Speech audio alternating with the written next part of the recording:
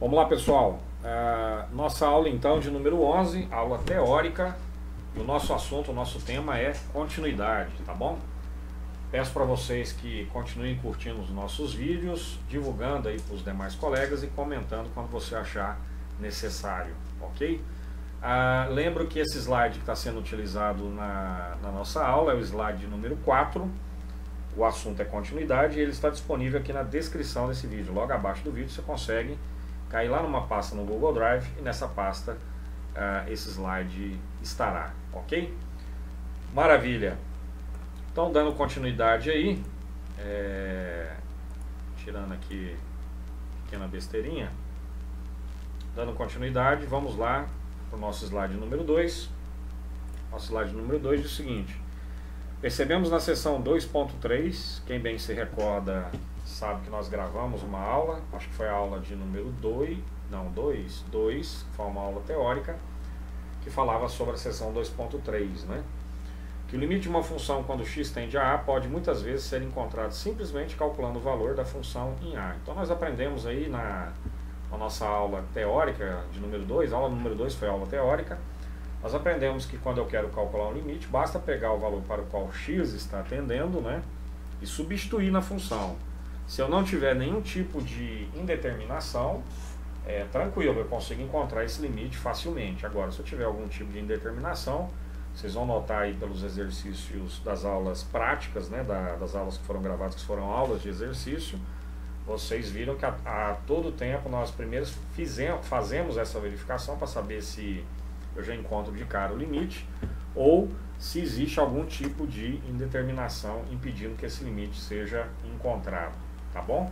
Em havendo essa indeterminação, nós temos procedimentos algébricos para tirar essas indeterminações e encontrar de uma vez por todas esses limites.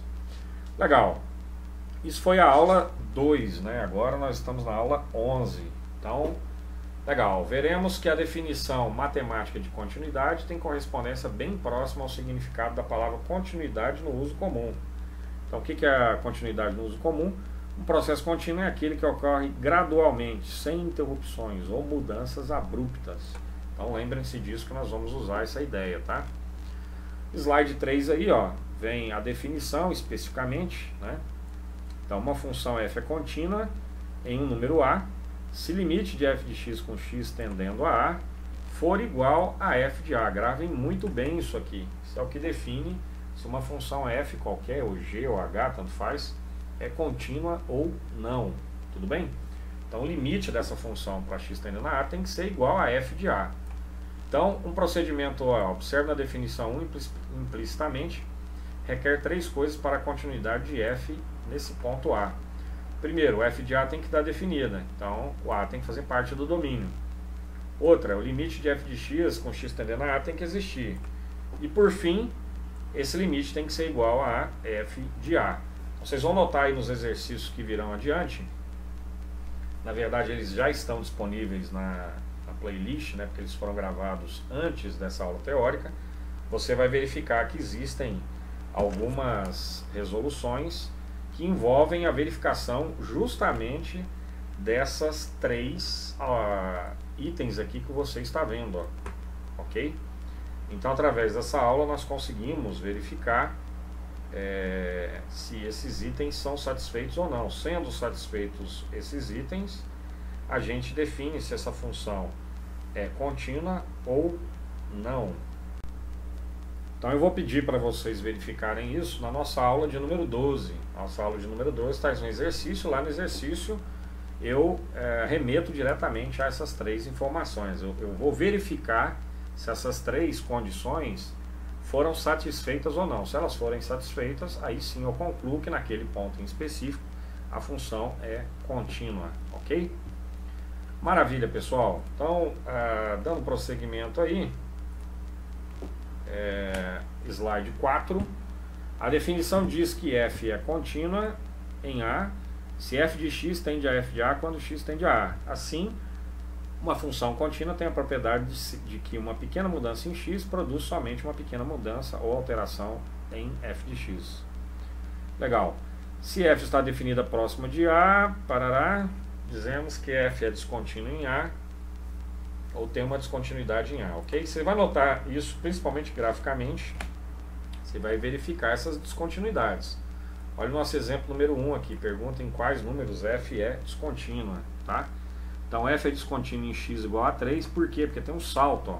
Eu saio daqui e vou para cá, percebe? Então para x igual a 3, tem um salto nessa função.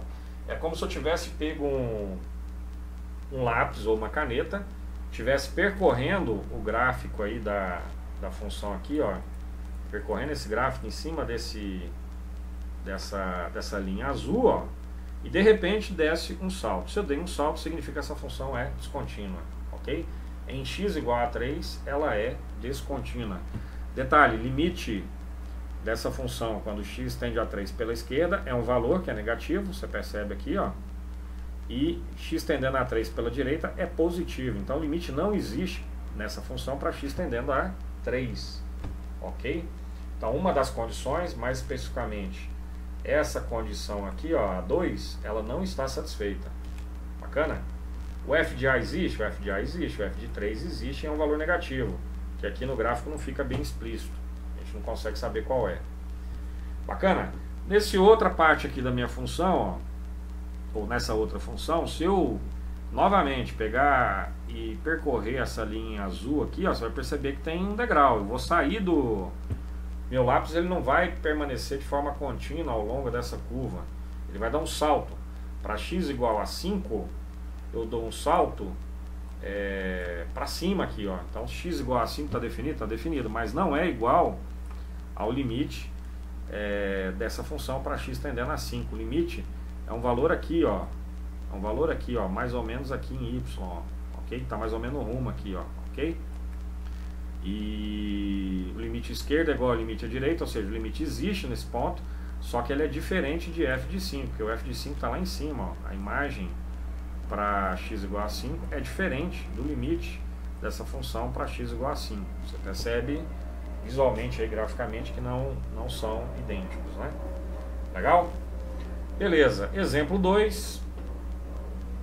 Onde cada uma das seguintes funções é descontínua. Então nós temos letra A, letra B, letra C, e temos letra D, mas eu preferi retirar a letra D, que é uma função chamada de função máximo inteiro, é assim que o IESE dá nome a essa função. Eu me recordo que o professor Stuart dá um nome diferente, mas agora eu não me lembro o nome que ele utiliza, tá? Então eu retirei para não gerar polêmica, peguei um negócio mais feijão com arroz mesmo para a gente poder desenvolver. Então vamos aí, letra A. Letra A é essa função que você está vendo aí, uma função racional, ok? Ela é o quociente entre duas funções polinomiais. No numerador eu tenho uma função de grau 2, no denominador eu tenho uma função de grau 1. Então observe que f de 2 não está definido, realmente não está, porque quando eu coloco x igual a 2, eu vou ter 0 no denominador. Então minha função, o domínio dela é o conjunto dos números reais menos o 2, porque se eu colocar o 2 eu vou ter 0 no denominador, e você está careca de saber que eu não posso ter 0 no denominador. Legal, então ela é descontínua em 2. Você percebe aqui, ó, ela é descontínua em 2. Então esse aqui, esse em azul, é o gráfico dessa função, ok? Na verdade a função dessa função aqui embaixo, ó, x menos 2, né, que é uma reta. Então o gráfico é esse, você vai perceber que quando chega em x igual a 2, que não está no domínio, isso aqui é uma bola aberta. Por quê? Porque não tem correspondente em y, não tem imagem para x igual a 2, porque x igual a 2 não pertence ao domínio. O domínio é real menos esse cara, menos 2, beleza? Então tá bom, então você claramente percebeu através do gráfico aqui que essa função é uma função descontínua. Bacana? Tem um salto aí, né? Tem um buraco naquela reta. Legal, outro exemplo é isso aí. Aqui você vai perceber, quer saber se é contínua no ponto x igual a 0, né? F de 0 vale 1, ok? E na hora que eu calculo o limite de f de x para x tendendo a 0, eu descubro que esse limite, f de x é essa função, né? Para x tendendo a 0, mas sem ser igual a 0, ok? Por isso que é diferente de 0. Esse limite não existe. Olha lá graficamente, ó. À esquerda o valor desse limite é mais infinito, e a direita para valores, a esquerda de 0 e para valores muito próximos de 0, esse limite explode, dá mais infinito, ou infinito se você preferir. E a direita de 0, esse limite também explode, olha, ele sobe indefinidamente, não tem um teto. Então, quando o limite dá mais infinito ou menos infinito, ou se você preferir, quando o limite dá infinito, sem sinal, ou menos infinito, nós concluímos que esse limite não existe. Então, se o limite não existe, essa segunda regrinha aqui, ó, voltando, essa segunda regrinha foi quebrada. Se essa segunda regrinha foi quebrada, eu concluo que a minha função é descontínua. Ela não pode ser contínua porque uma das exigências não foi seguida, né? Beleza? Item C, agora essa função aqui, quero só saber se essa função é contínua em x igual a 2. Esse é o ponto polêmico aí da função, né? Você vai perceber que f de 2 é igual a 1. Aqui, ó, f de 2, você vai ver que a imagem vai dar 1. Legal. E na hora que eu traço o meu limite, né? Voltando aí, meu limite para x tendendo a 2, você faz uma pequena manipulação aqui. Nós já temos aulas sobre esses assuntos, né? São aulas anteriores a essa aula de número 11, que te mostram como que eu chego, como que eu saio daí onde está marcado para cá, ou como eu transformo essa função quadrática num produto entre dois fatores, né? E aí você vai perceber que eu vou cortar x menos 2 com x menos 2, vai sobrar x mais 1. Esse limite aqui é facilmente encontrado, basta substituir, no lugar do x eu coloco 2, eu vou encontrar 3. Então o limite existe? Existe. Limite dessa função para x tendendo a 2, 2 é meu ponto crítico. Você vai perceber aqui pelo enunciado, ó, ele é meu ponto crítico. Então o limite dessa função para x tendendo a 2, existe? Existe, vale 3. Mas quanto que é f de 2? F de 2 vale 1. Então esses dois caras são diferentes. Vamos voltar lá? Olha aqui, ó, na definição. Para que a função seja contínua em A, naquele caso meu A vale 2, no exercício que nós estamos fazendo, o limite dessa função para x tendendo a 2 tem que ser igual a f de 2, e não é. O limite de f de x com x tendendo a 2 vale 3, e a minha função, meu f de 2 vale quanto? Vale 1. Então esses dois caras são diferentes. Se esses dois caras são diferentes, significa que a minha função não é contínua no ponto x igual a 2. Graficamente isso aqui fica visível, né? Estou com uma caneta aqui em cima desse gráfico aqui, onde você está vendo que a mãozinha está passeando. Na hora que chegou aqui, eu tenho que tirar o lápis do papel. Tirei o lápis do papel, fui para esse ponto, depois eu voltei para o gráfico e continuei. Então significa que enquanto eu estive com esse lápis ou essa caneta no papel, a curva que eu estava desenhando, ela não foi contínua, tem uma quebra, né, tem um salto, e esse salto faz com que essa função não seja contínua. Então graficamente é muito mais fácil de você ver se uma função é contínua num determinado ponto ou não. Graficamente é muito mais fácil do que algebricamente, ok? Seguindo então, slide número 10, uma função é contínua à direita em número A se o limite de f de x com x tendendo a esse número A à direita for igual a f de A. E também uma função é contínua à esquerda se o limite dessa função com x tendendo a esse valor à esquerda dele, né, no caso, é igual a f de A. Então são definições similares à definição central, só que aqui nós estamos trabalhando com continuidade à direita de um número, ok? E aqui fica x tendendo a esse número à direita, e aqui continuidade à esquerda desse número, e aqui aparece x tendendo a esse número ou à esquerda desse número, ou para valores muito próximos desse número, só que menores do que ele. Legal. Próxima definição, aí está. Uma função f é contínua em um intervalo. Detalhe, nós estávamos trabalhando com a função contínua num ponto. Agora nós estamos trabalhando com a função contínua em um intervalo, que é um conjunto de pontos. Se ela for contínua em todos os números do intervalo, ou seja, todos os valores, todo o conjunto de números desse intervalo, tá bom? Então, se f for definida somente de um lado da extremidade do intervalo, entendemos continuidade na extremidade como continuidade à direita ou à esquerda, ok? Que são situações diferentes do que é essa situação aí de continuidade no intervalo, tá? Maravilha, vamos ver isso aí, como é que fica no exercício número 4. Minha função é essa aqui que você está vendo. Mostra que essa função é contínua nesse intervalo, beleza? Então vamos lá. Meu A são para valores que estão entre menos 1 e 1, ok? Porque meu intervalo vai de menos 1 até 1. E nesse intervalo eu vou calcular o limite. Então o limite da minha função com x tendendo a A de maneira genérica aí. Bacana? Então aqui está a minha função, limite dessa função com x tendendo a A. Aplico algumas propriedades, você pode voltar lá na nossa aula de número 2, lá estão essas propriedades que são citadas aqui, né? Então eu vou ficar com 1 menos isso, ó, porque limite de uma constante é a própria constante, limite de 1. Na verdade eu posso separar isso aí, né? Essa limite dessa de 1 menos essa função aí que é 1 menos x ao quadrado, eu posso separar em diferença entre limites, né? Então o limite dessa constante igual a 1 vai dar 1, e o limite da outra função fica designado aqui como está. Propriedade 11 me diz que isso que você está vendo aqui, você pode verificar lá na nossa aula de número 2, isso que você está vendo é exatamente igual a isso que aqui está. O limite vai para dentro da minha raiz, que no caso é uma raiz quadrada, né? Ela vira meu radicando, que a gente chama. Legal? Então agora sim, substituindo no lugar do x colocando A, eu vou ficar com A ao quadrado. Ok?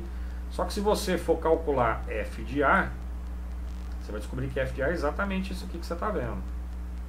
Então meu limite da minha função com x tendendo a A é exatamente igual a f de A. Então nesse caso concluímos que essa função é contínua nesse intervalo. Beleza? Lembra dessa, estou voltando aqui, lembra dessa definição que é bastante importante. Você tem que verificar essas três coisas que aqui estão, esses três itens. Primeiro, a função está definida? Está definida. O limite existe? Existe, acabei de calcular. E eu encontrei que esse limite é exatamente igual a f de A. Então, beleza, então a função é contínua, no caso, em A, né? Nesse intervalo, A variando aí de menos 1 até 1. Graficamente você pode observar isso, ó. Aqui está a minha função.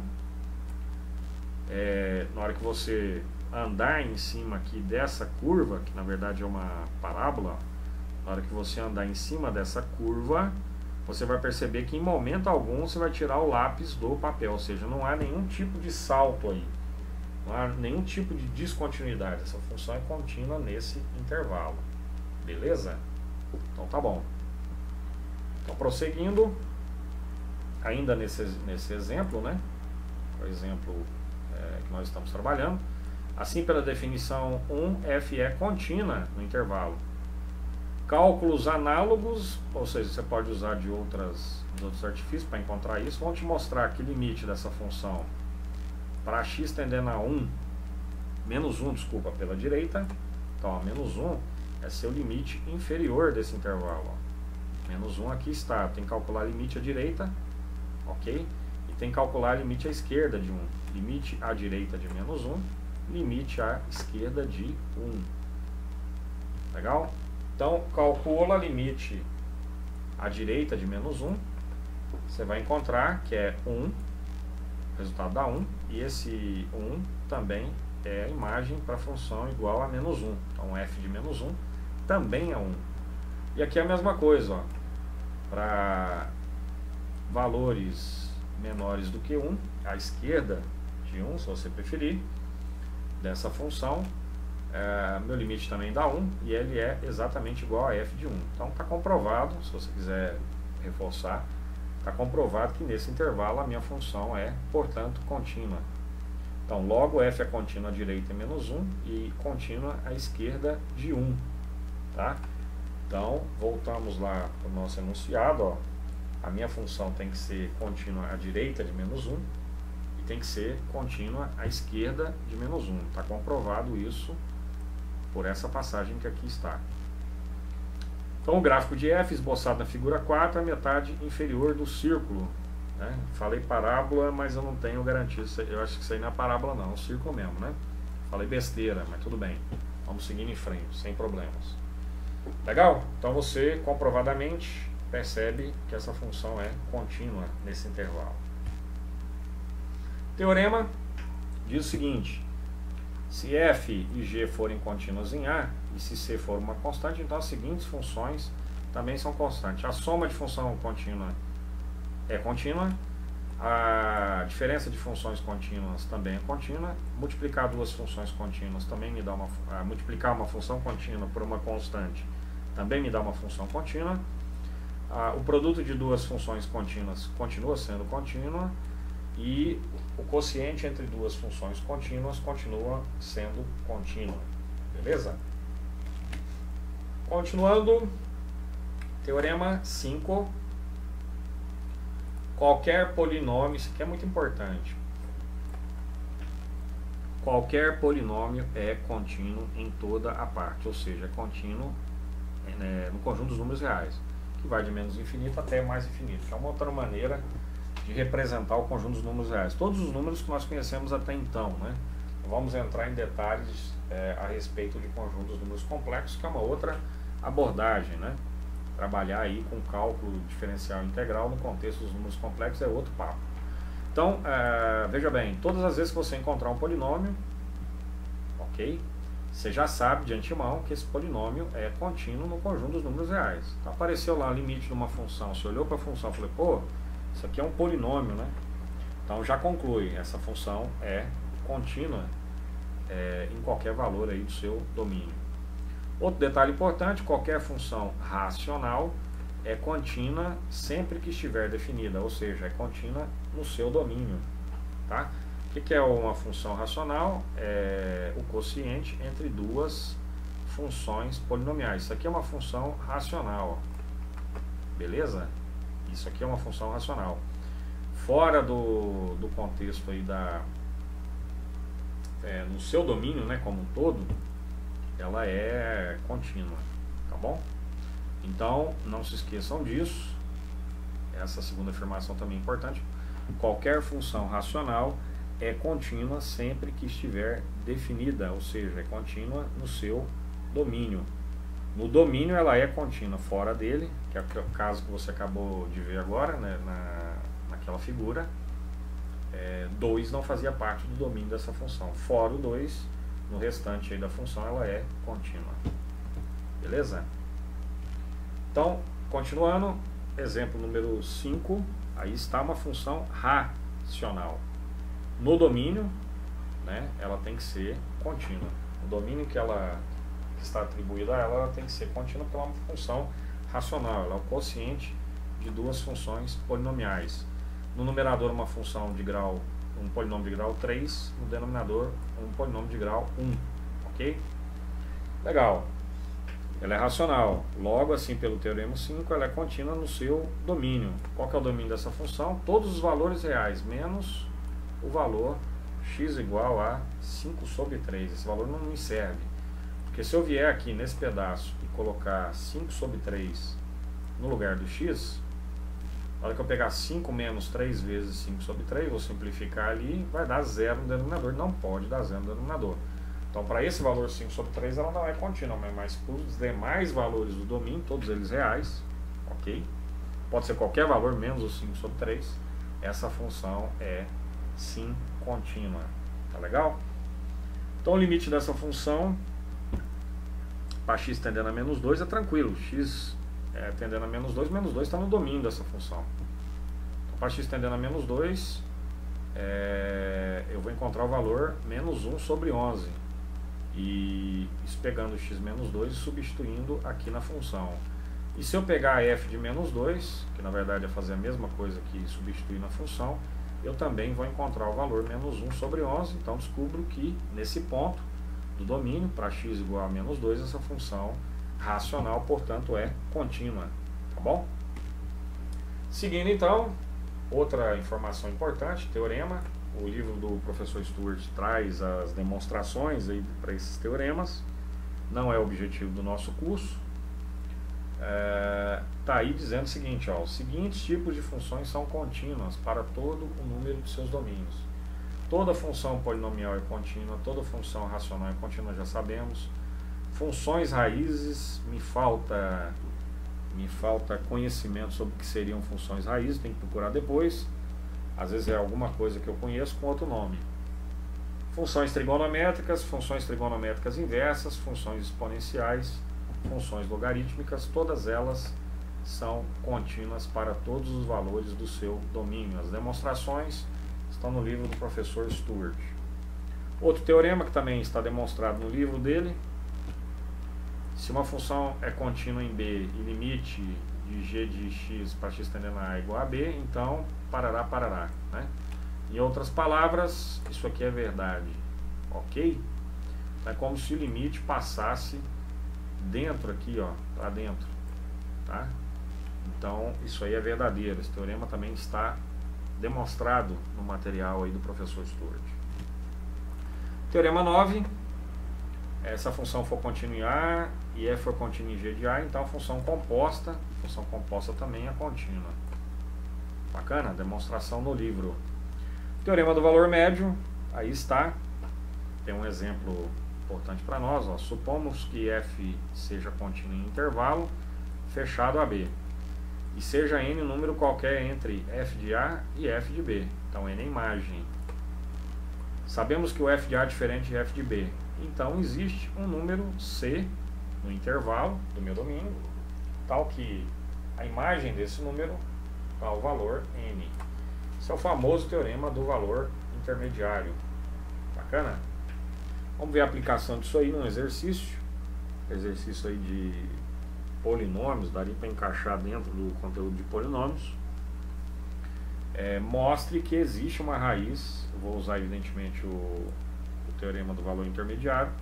Mostre que existe uma raiz na equação 4x ao cubo menos 6x ao quadrado mais 3x menos 2. Legal. Beleza. Então essa é a minha função.